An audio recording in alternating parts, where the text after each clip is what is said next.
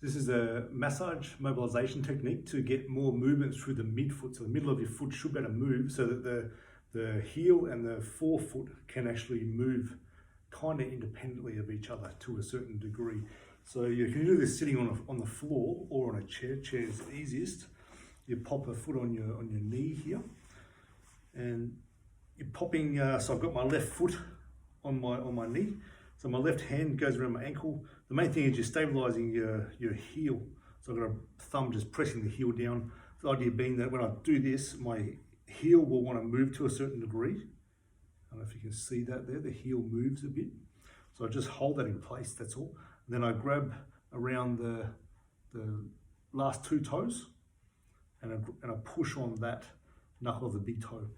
So I'm turning that one that way. You can hold it as a sustained movement. So I'm just aiming to keep this thumb from moving on this side.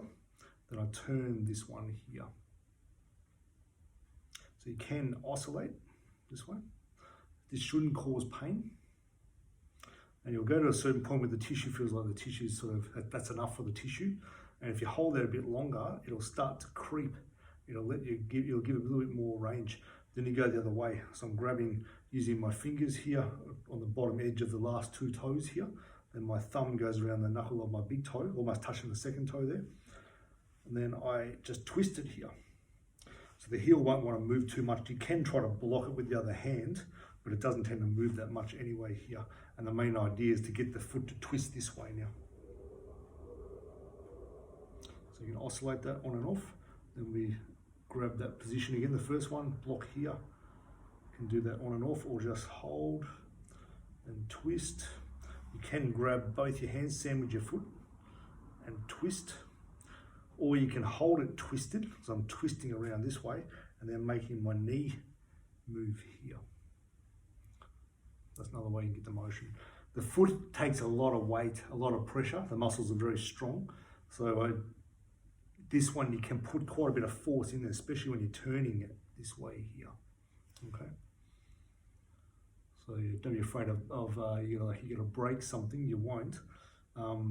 You may hear a crack. Often this metatarsal here is stuck in a certain position. Usually it's stuck a bit down. So when you do this one here, you can hear it pop. It's not a bad thing. It's just joints that weren't moving, now moving. Sometimes you get joints popping through here, through the cuneiforms, and it's okay when that pops. It just means you've got something that was stuck, you've got it moving now.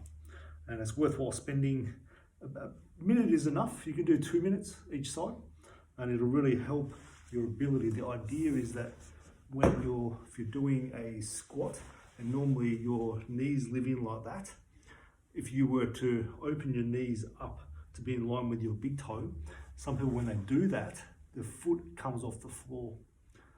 So they can't actually bring the knee out without the foot popping up. And that's the midfoot here being very tight. So we want to get more movement through that.